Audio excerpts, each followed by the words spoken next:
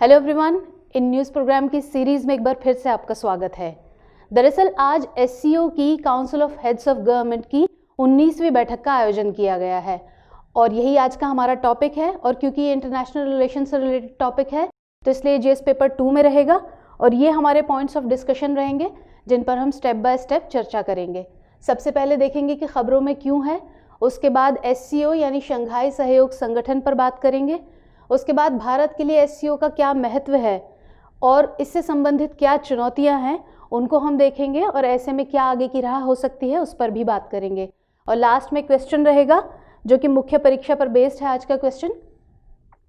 तो जैसा कि मैंने आपको बताया कि आज एससीओ की council of heads of government यानी शासनाध्यक्ष परिषद की 19वीं बैठक का आयोजन किया गया है। तो इसमें सबसे पहली बड़ी बात तो ये रही कि सामूहिक व्यापार और आर्थिक एजेंडे को देखने वाली इस बॉडी की जो बैठक है, भारत ने उसकी अध्यक्षता पहली बार की है।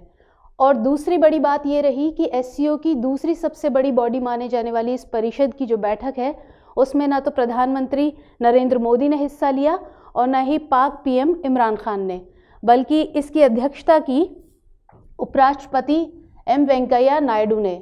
और इसके अलावा इस बार की इस बैठक में एससीओ के जो 4 ऑब्जर्वर कंट्रीज़ हैं जो कि अफ़गानिस्तान, ईरान, बेलारूस और मंगोलिया हैं, यानी कि जो 4 पर्यवेक्षक देश हैं, उनके प्रतिनिधियों ने भी इसमें हिस्सा लिया। तो अब हम बात करें उपराष्ट्रपति के संबोधन की, तो उन्होंने अपने पूरे संबोधन के दौरान कई मुद्दों पर चर्चा की, लेकिन अगर उन्होंने सबसे ज़्यादा जोर दिया तो वो थी आतंकवाद की समस्या पर। उन्होंने आतंकवाद की समस्या पर सबसे ज़्यादा बल दिया और ख़ासकर सीमा पार आतंकवाद पर। उन्होंने कहा कि वर्तमान में हम सभी जिस सबसे बड़ी चुनौती का सामना कर रहे हैं वो है आतंकवाद की समस्या और इसीलिए ज़रूरी है कि हम सभी एकजुट होकर इस समस्या के खिलाफ लड़ाई लड़ें। इसके अलावा उन्होंने अपने संबोधन में कहा कि भारत ने अपनी अध्यक्षता के कार्यकाल के दौरान स्टार्टअप्स और इनोवेशन पर स्पेशल वर्किंग ग्रुप्स बनाने का प्रस्ताव भी दिया है।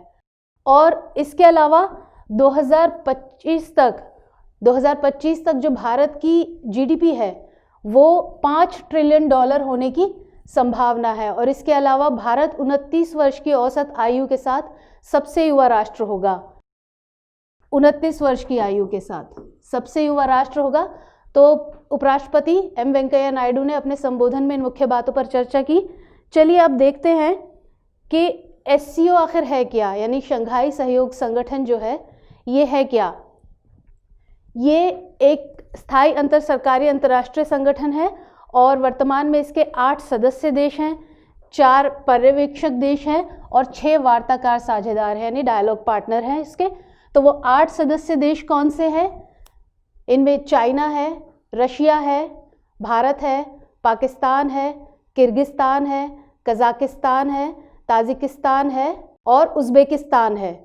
तो ये 8 मेंबर कंट्रीज़ इसकी हैं और 4 पर्यवेक्षक देश, जैसे मैंने अभी बताया आपको, अफ़गानिस्तान, ईरान, बेलारूस और मंगोलिया, वो इसके ऑब्जर्वर कंट्रीज़ हैं, यानी पर्यवेक्षक देश हैं इसके। और 6 वार्ताकार साझेदार की बात करें कि ये कौन से हैं इसके, तो ये 6 देश हैं, आर्मेनिया, अज़रबैजान, कंबोडिया, नेपाल, तुर्की और श्रीलंका। ये 6 देश इसके वार्ताकार देश हैं। और अगर इसकी स्थापना की बात करें तो 2000 एससीओ जो है यानी शंघाई सहयोग संगठन 2001 में 6 देशों से मिलकर बना था, चीन, कजाकिस्तान, किर्गिस्तान, रूस, ताजिकिस्तान और उज़्बेकिस्तान। दरअसल इससे पहले 2001 से पहले इसे शंघाई 5 के नाम से जाना जाता था और जिसकी स्थापना 1996 में हुई थी। और उस समय इसमें ये 5 देश शामिल थे, चीन, कजाकिस्तान, किर्गिस्तान, रूस और ताजिकिस्तान, यानी उज़्बेकिस्तान उसमें शामिल नहीं था। उज़्बेकिस्तान 2001 में इसमें शामिल हुआ। और इसके बाद 2017 में जो एससीओ की राष्ट्राध्यक्षों की जो बैठक हुई थी अस्ताना में, अस्ताना कजाकिस्तान की राजधानी थी, 2019 में इसका नाम बदलकर नूर सुल्तान कर दिया गया उनके पूर्व राष्ट्रपति नूर सुल्तान नज़रबायव के नाम पर। तो वहाँ जो 2017 में बैठक हुई थी एससीओ के राष्ट्राध्यक्षों की, तो उसमें 2 देशों को, पाकिस्तान और भारत को पूर्ण सदस्यता मिली थी। तो उसके बाद इसके 8 देश हो गए 6 देश 2001 वाले और 2 देश, ये दोनों मिलकर 8 देश इसके हो गए। और इसके अलावा 2002 में जो एससीओ के जो राष्ट्राध्यक्ष हैं उनके बीच एक चार्टर पर हस्ताक्षर किए गए थे, जिसे 2003 में लागू किया गया था। और इस चार्टर में क्या था कि जो एससीओ है उसके लक्ष्य, उसके सिद्धांत, उसकी रूपरेखा और उसकी जो मुख्य गतिविधियां हैं उनके बारे में इस चार्टर में बताया गया था।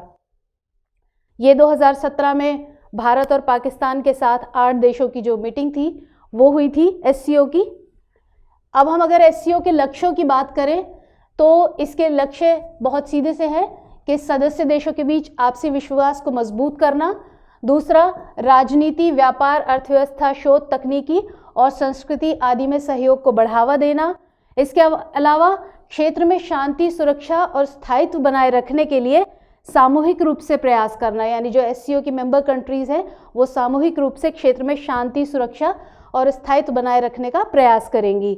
इसके अलावा लोकतंत्र, नए अंतर्राष्ट्रीय और आर्थिक दौर की स्थापना के विषय में भी आगे बढ़ाना। अब बात करते हैं एससीओ की जो 2 सबसे बड़े निर्णयकारी निकाय हैं यानी डिसीजन मेकिंग बॉडीज हैं, वो है heads of state of council. ये एससीओ का जो है सबसे बड़ा निकाय है, सर्वोच्च निकाय है और ये अंतर्राष्ट्रीय मुद्दों पर विचार करती है। इसके अलावा हेड्स ऑफ गवर्नमेंट काउंसिल है, ये खासकर संगठन का जो वार्षिक बजट है उसको अप्रूव करती है और इसके अलावा आर्थिक और व्यापार मामलों को भी देखती है ये इसके अलावा इसके 2 अन्य स्थायी निकाय हैं। ये है बीजिंग में स्थित इसका एससीओ का सचिवालय, दूसरा ताशकंद स्थित रैट्स यानी रीजनल एंटी टेररिस्ट स्ट्रक्चर की एग्जीक्यूटिव कमेटी, ये इसके अन्य स्थायी निकाय हैं। अब अगर हम बात करें, ये तो हमने देखा कि एससीओ क्या है। अब अगर हम बात करें भारत के लिए एससीओ के महत्व की, तो एससीओ जो है भारत को कई मामलों में एक महत्वपूर्ण मंच प्रदान करता है। जैसे कि ये भारत को एक न्यूट्रल प्लेटफॉर्म देता है, किसके मामले में? पाकिस्तान को आतंकवाद या युद्ध विराम उल्लंघन के मामले में घेरने पर, पाकिस्तान के मामले में। और दूसरा, क्योंकि ये एक आर्थिक और व्यापार मंच भी है, एक आर्थिक व्यापार मंच है, इसलिए एससीओ के जरिए भारत जो यूरेशियाई देश हैं उनके साथ आर्थिक और भू राजनीतिक संबंध जो है वो अपने मजबूत कर सकता है। इसके अलावा कनेक्ट सेंट्रल एशिया नीति को और मजबूत करने के लिए भी भारत को ये एक इम्पॉर्टेंट प्लेटफॉर्म देता है। इसके अलावा क्योंकि भारत की शांति के लिए अफगानिस्तान में जो आतंकवाद है उसको रोकना एक महत्वपूर्ण मुद्दा है, तो इसलिए एससीओ भी इसके लिए महत्वपूर्ण साबित हो सकता है, जहां से अफगानिस्तान में शांति के लिए सामूहिक प्रयास किए जा सकते हैं। इसके अलावा बात करें जो अभी बताया रैट्स यानी रीजनल एंटी टेररिस्ट स्ट्रक्चर, आतंकवाद से लड़ने में भारत के लिए खुफिया सूचना के लिहाज से बहुत अहम साबित हो सकता है।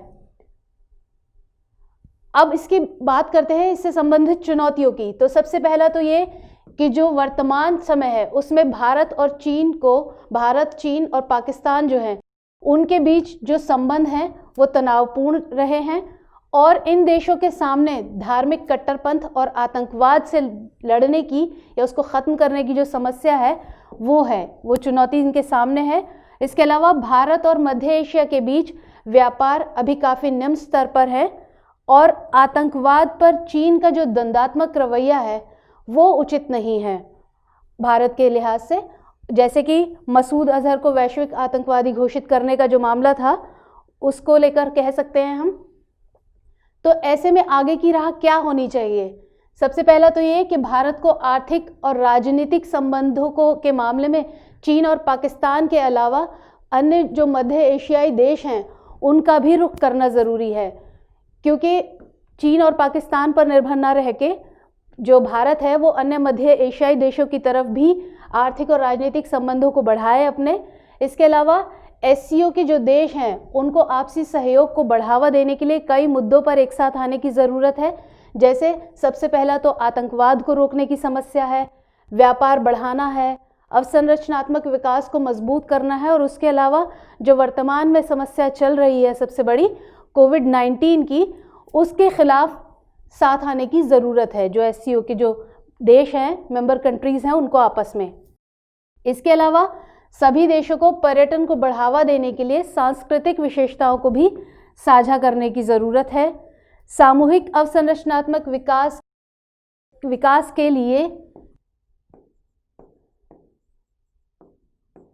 के लिए एससीओ बैंक स्थापित किया जा सकता है।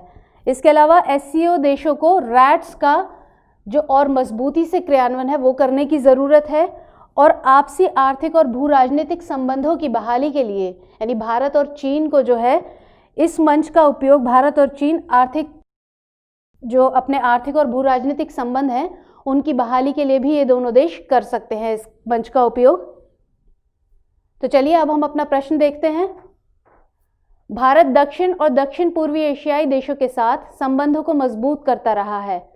क्या आप सहमत हैं कि भू आर्थिकी और भू राजनीति को नए आयाम देने के लिए भारत को कनेक्ट सेंट्रल एशिया पॉलिसी को भी सुदृढ़ करना चाहिए? बताइए कि इस परिप्रेक्ष्य में शंघाई सहयोग संगठन की क्या प्रायोगिकता है। तो ये था हमारा आज का प्रोग्राम। कल फिर मुलाकात होगी किसी और इम्पोर्टेंट टॉपिक के साथ। तब तक के लिए धन्यवाद।